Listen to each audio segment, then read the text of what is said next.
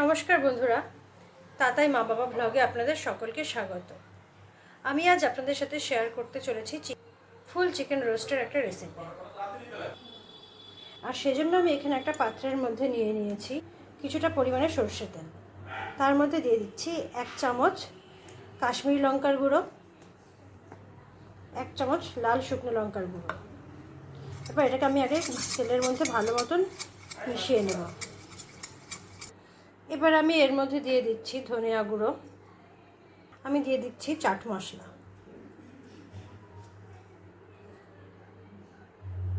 এবার আমি এরই মধ্যে দিয়ে দিচ্ছি গরম মশলার গুঁড়ো।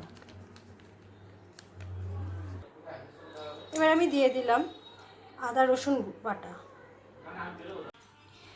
আমি একটা ছাঁকনির মধ্যে কিছুটা টক দই ছেঁকে রেখেছিলাম, জল ঝরে গেছে। এই অবস্থাতে আমি এই টক দইটা এর মধ্যে দিয়ে দিলাম নুন। এবার এটাকে আমি ভালো মতন মিশিয়ে নেব।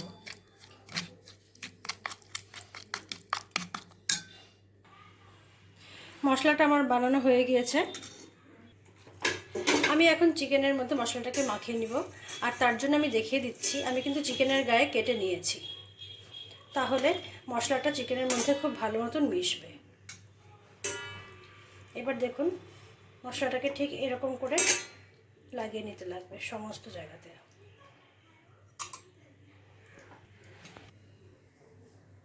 মশলাটা আমি সমস্ত চিকেনের গায়ে খুব ভালো মতন মাখিয়ে নিয়েছি। এই দেখুন, ভিতরগুলোতেও কিন্তু আমি মশলা খুব ভালো মতন লাগিয়ে নিয়েছি।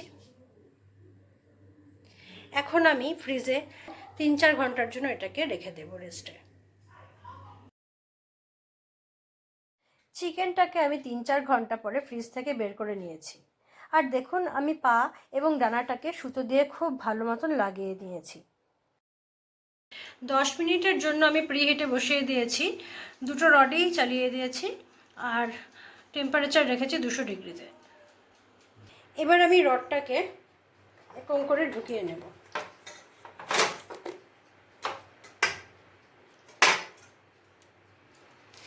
রডটা আমার ঢোকানো হয়ে গেছে। এগুলোকেও ঢুকিয়ে নিচ্ছি।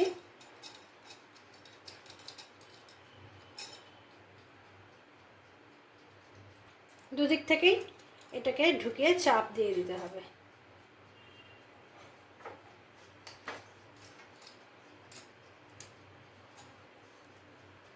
লাগানোর পরে এটাকে ভালো মতন এখানে ঘুরিয়ে টাইট করে দিতে হবে যাতে না খুলে যায়।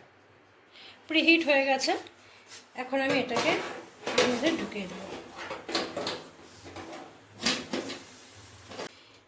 চিকেনটাকে এখন আমি বসিয়ে দিয়েছি রোস্টের জন্য। টেম্পারেচার রেখেছি 200 ডিগ্রি সেন্টিগ্রেড।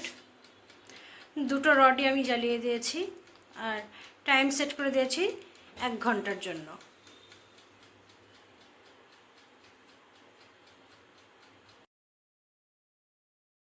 1 ঘন্টা পর দেখতেই পাচ্ছেন চিকেন রোস্টটা কিন্তু আমার একদম তৈরি হয়ে গিয়েছে।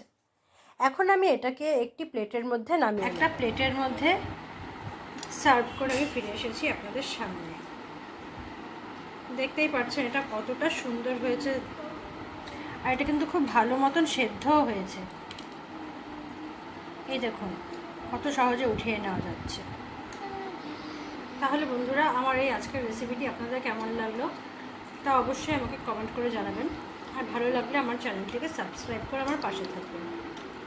আজকের মতন আমি আমার ভিডিওটি এখানেই শেষ করছি। ধন্যবাদ।